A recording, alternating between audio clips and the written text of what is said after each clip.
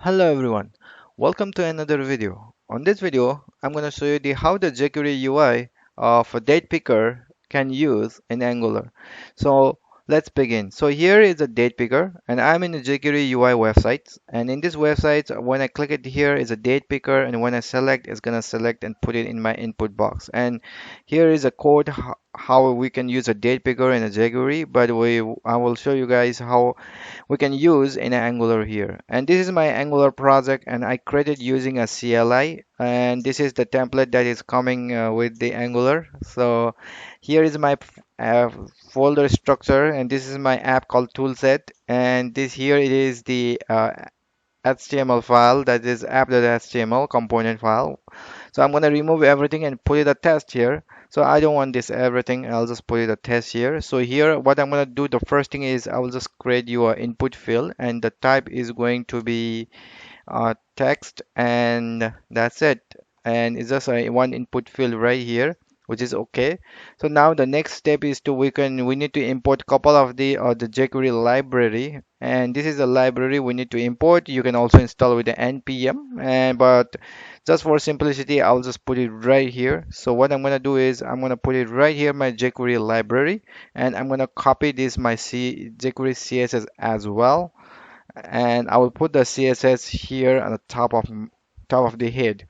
And once I have the jQuery library here in my Angular app, which is okay. So now what I'm gonna do is I'm gonna create a directive and ng generate it's gonna generate me a directive, and the command is ng generate directives. It's called a date picker, and here is my date picker directive. And the date picker directive called app.datepicker. So I'm gonna put my directive name right here.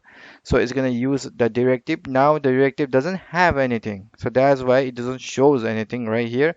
But what I'm gonna use here is I'm gonna implement after view init. So whenever the view is everything is ready, now you need to change something, then we need to put it here. When after the view is init, then we can use a jQuery here, and in jQuery we need to provide the ID or selector, and selector is going to be coming from the EL, and it's called a element ref. And in element ref we can get a selector here, and we're using a native element, and this native element will this is the native element that's the directive is binding to, which is input field. So I can use this one, but we don't know what's a dollar is by the Angular. So we can declare something called declare a var, and we can declare a dollar sign as a global, and we can tell them, okay, the dollar is anything.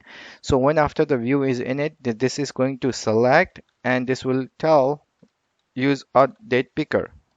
So I save this. So once I save it, now I can click it here, and here it date picker is been assigned, and it's going to use in my input box. So now I need to get the what is the input this field. Whenever we select here, we need to trigger an event as well. And to do that, the best I think the way to use is to creating the ng zone. So in ng Angular use a zone JS. If you guys want to know about the zone JS, then you guys check my other video. I'll put the link down here.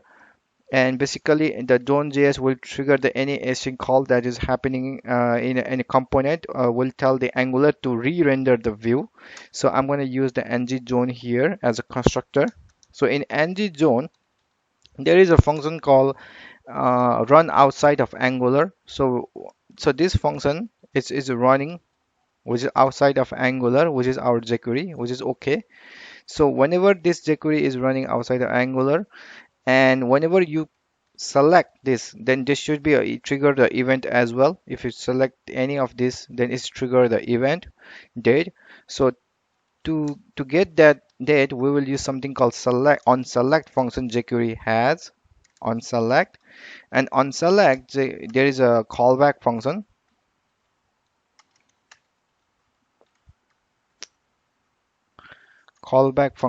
Oh, oops, sorry guys, I don't know.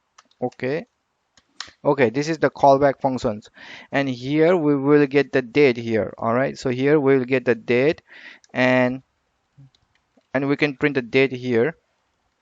So let's see we can print a date here or not.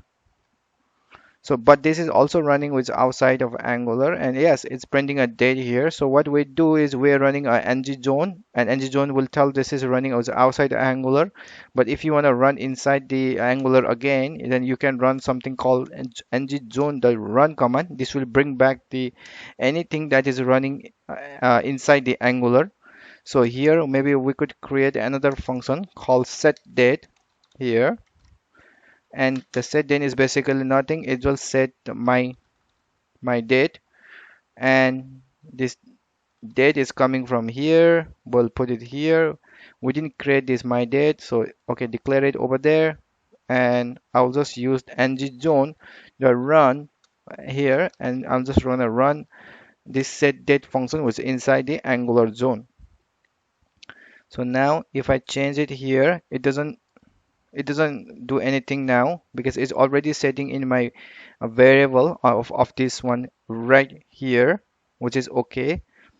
So if we want to trigger, then let me use this export one. So we're going to use an export as, and we're going to use something called date picker, the name for an export. All right. So if I go here, if I use an export here, then I could use something called date picker, and this is my export here. So I could use, can I use something like this? Hopefully, let me check. Yep, my date.